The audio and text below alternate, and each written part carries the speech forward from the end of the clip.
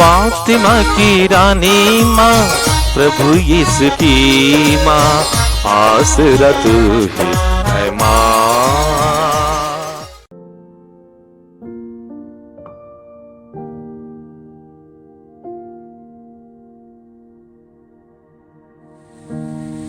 पहला पाठ राजाओं का पहला ग्रंथ, अध्याय 11, पद संख्याएं 29 से 32, अध्याय 12-19।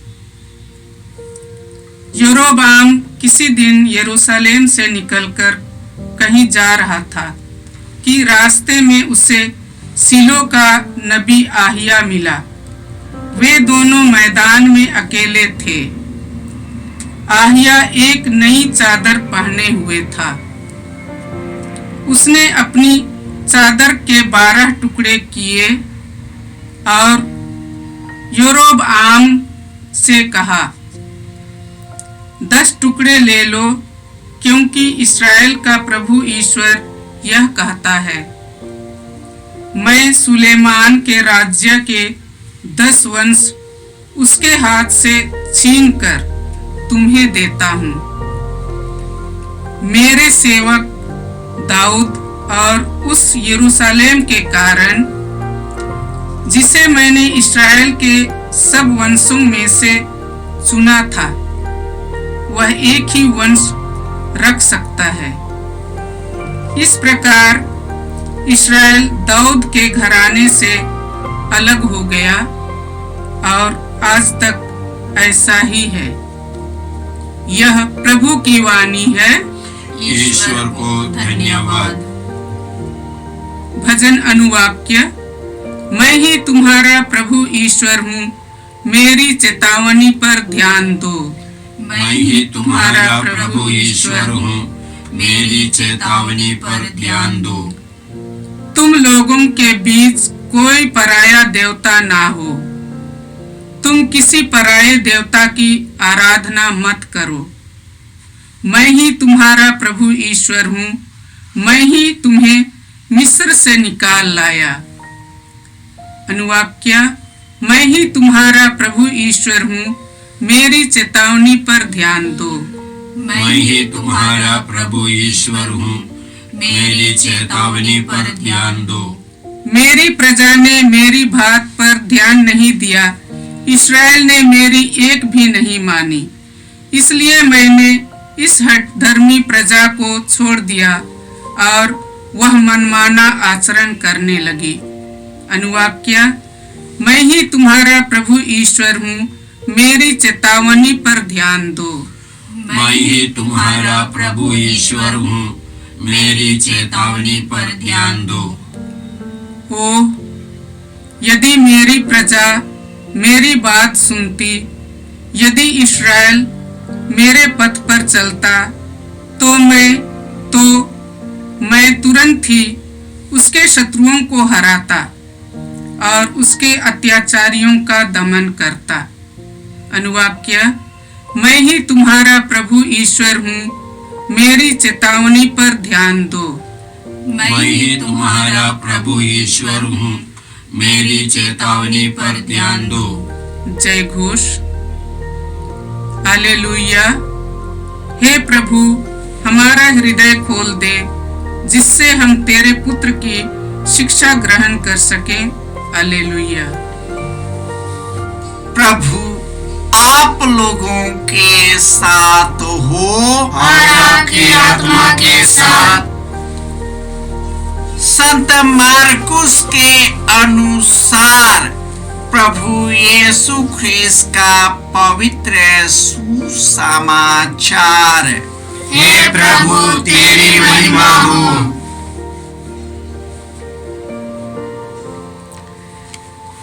अध्याय 7, पद संख्याएं 31 से 37।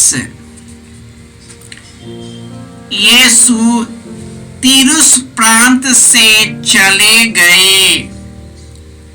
वह सीदोन होकर अदेकापोलिस का प्रांत पार कर गलीलिया के समुद्र के पास पहुंचे।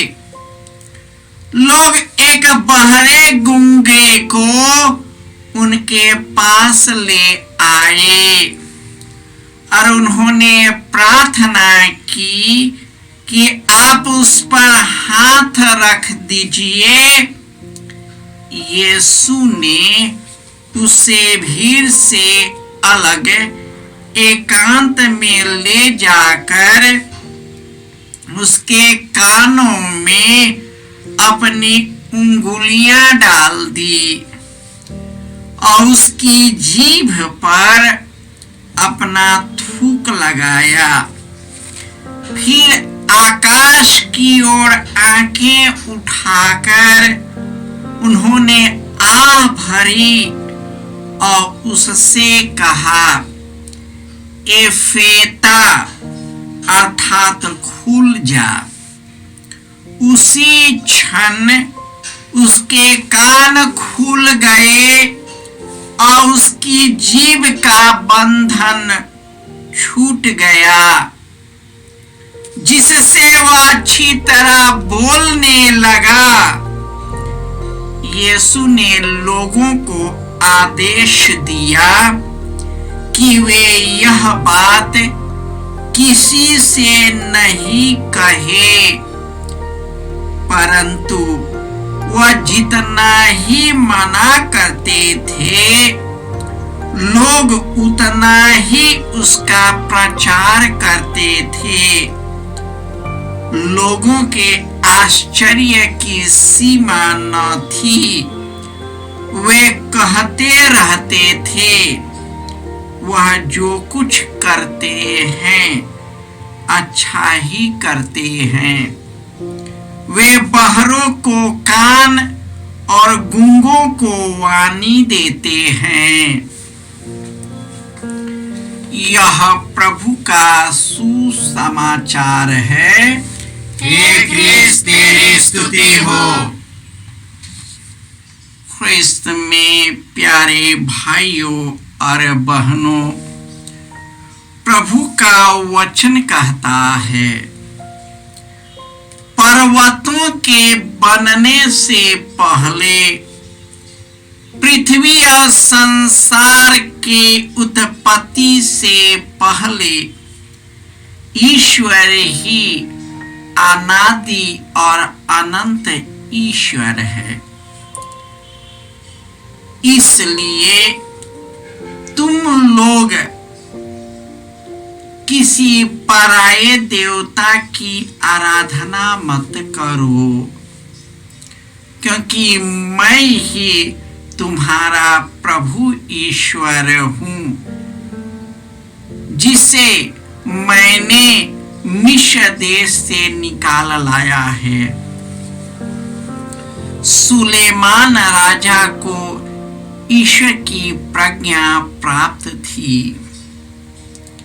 लेकिन वह अपनी वासना के कारण अपने धन और दौलत और यह आसार संसार में पड़ जाने के कारण उसने ईश्वर के विरुद्ध घोर पाप किया।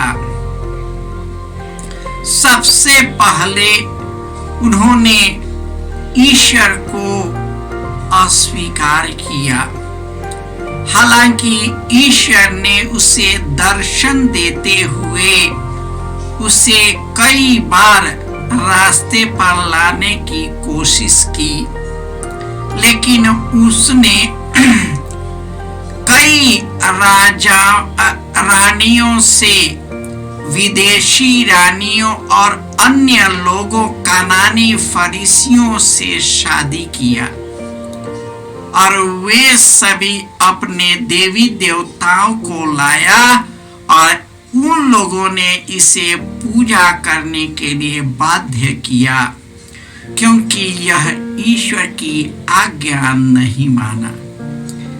इसलिए ईश्वर ने उसके राज्य काल में तो उसकी विभाजन नहीं हुआ, लेकिन उसके मरने के बाद उसी का बेटा अबसलोम ईश्वर के रास्ते पर नहीं चला, अघोर पाप किया और लोगों को पाप कराया। इसलिए ईश्वर ने उससे कहा, मैं तेरे बेटे अबसलोम को मात्र एक ही राज्य दूंगा और सब राज्य उसी का नौकर के पास चला जाएगा।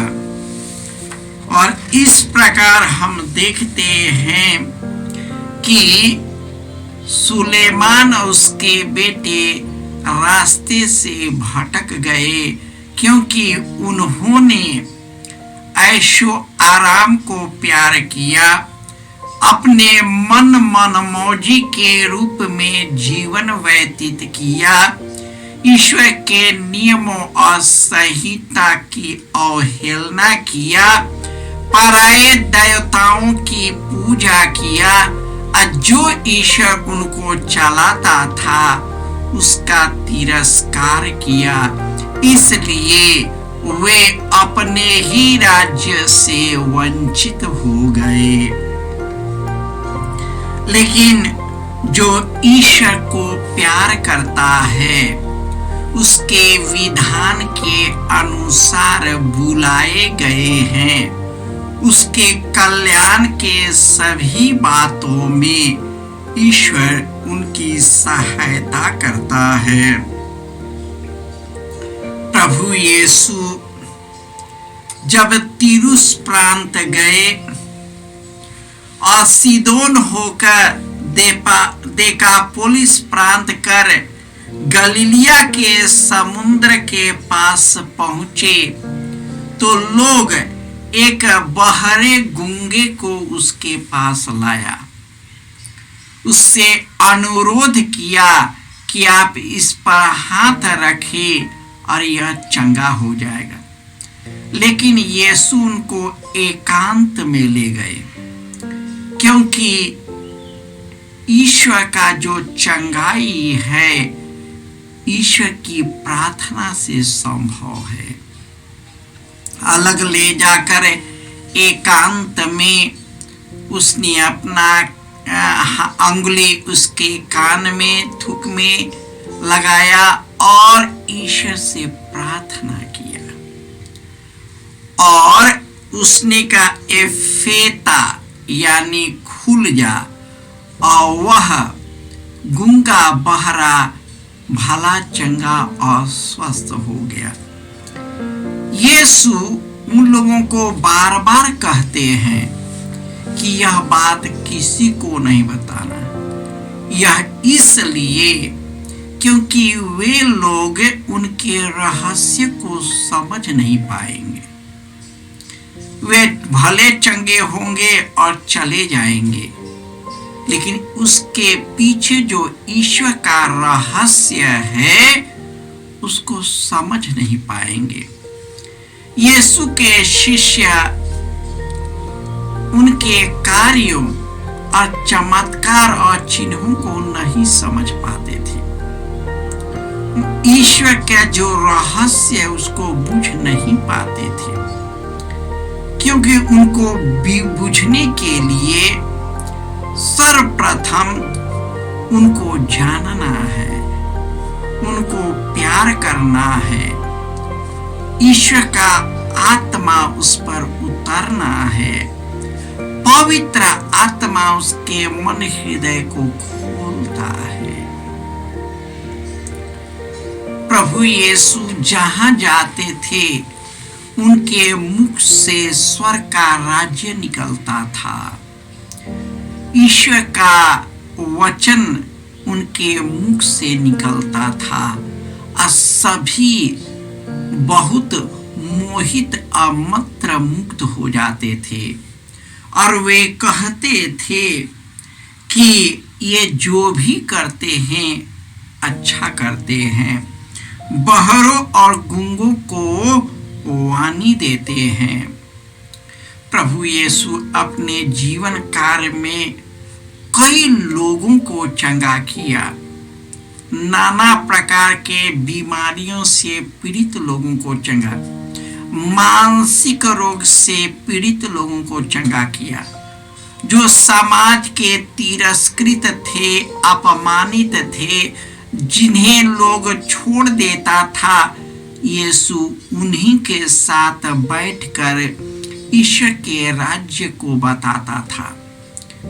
ये लोग सरल थे, निर्मल थे, वे लोग सुनते थे। शास्त्री और फरीसी और आचार्य लोग हठ धर्मी थे, वे बदलना नहीं चाहते। आज भी कई भी कट्टरपंथी है जो बदलना नहीं चाहते।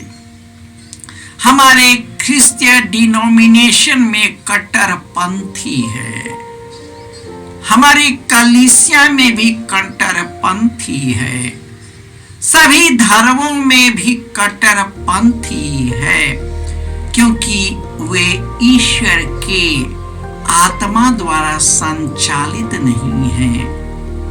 वे कई प्रकार के अंधरूंधी बंधनों में फंसे रहते हैं। उनका मन और हृदय अशांत है। इस आसार संसार में अशांत है। यही कारण है कि उनके चेहरे पर दुख रहता है, क्रोध रहता है, ईर्ष्या रहता है, जलन रहता है। उनके चेहरे पर आनंद और खुशी नहीं, दूसरों के गिराने के लिए उसके आंखें तड़पता है और अंत में उसे केवल नाश ही मिलता है, क्योंकि वे ईश्वर के मार्ग से भटकते हैं। जो अपने से चलने लगते उनका नाश निश्चित है। उनका ना ये ईश्वर नहीं चाहता है, लेकिन मनुष्य खुद अपना पैर आग में डालता है। अपनी भलाई के बदले में बुराई की ओर अधिकतर जाता है, और जब वह फंस जाता है तो कहता हम कहां चले गए। यीशु बोलता है सब पापों की क्षमा मिलेगी, लेकिन जो पवित्र आत्मा के विरुद्ध पाप करता है उनको क्षमा नहीं मिलेगा। यीशु पवित्र आत्मा से प्रेरित थे। वे आत्मा और आग से उन्होंने हमारा अभिषेक किया है, और वही ईश्वर को हम लोग परित्याग करते हैं जो हमारे लिए महान कार्य करता है। उनको प्यार करने के लिए, उनसे जुड़ने के लिए आइए पवित्र आत्मा की शक्ति मांगे। हे प्रभु यीशु, तूने अपने नादान शिष्यों और प्रेरितों पर अपना आत्मा भेजा। वे सभी पवित्र आत्मा से प्रेरित हो गए और उनका मन का अंधकार खुल गया। वे सदा प्रार्थना में तुझसे जुड़े रहते थे, आराधना और प्रशंसा किया करते थे। उनका हृदय नम्र और विनीत हो गया। उन्होंने तेरे कारण असह्य पीड़ा सहा, लेकिन आनंद और खुशी के साथ इस दुनिया को अलविदा किया, क्योंकि उनका पूरा विश्वास था कि हमारा प्रभु कभी परित्याग नहीं करेगा।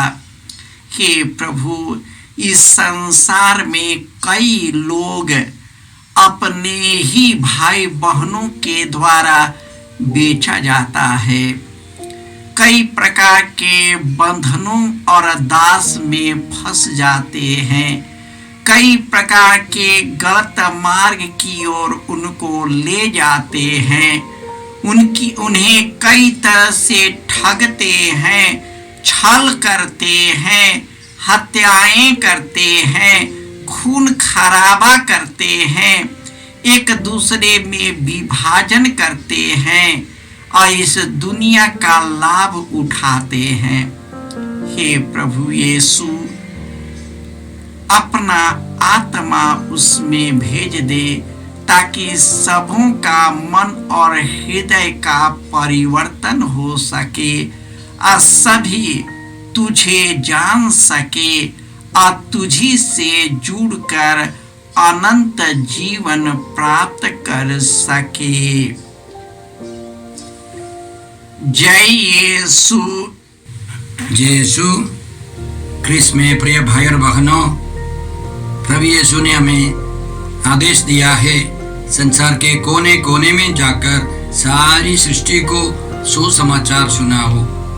सुसमाचार सुनने के लिए और सुनाने के लिए एक अच्छा मौका है।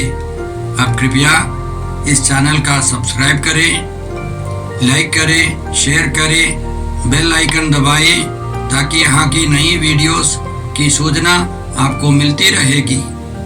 साथ साथ आप दूसरों को भी प्रेरणा दें इसका सब्सक्राइब करने के लिए। याद रखें, कल के मिसा के दैनिक पाठ और उस पर टिप्पणियाँ आज ही दोपहर के बाद हम लोग अपलोड करते हैं। कृपया आज ही उसको सुनकर कल की तैयारी करें। प्रभु यीशु आपको और आपके परिवार को 100 गुनी आशीष देंगे। जय यीशु।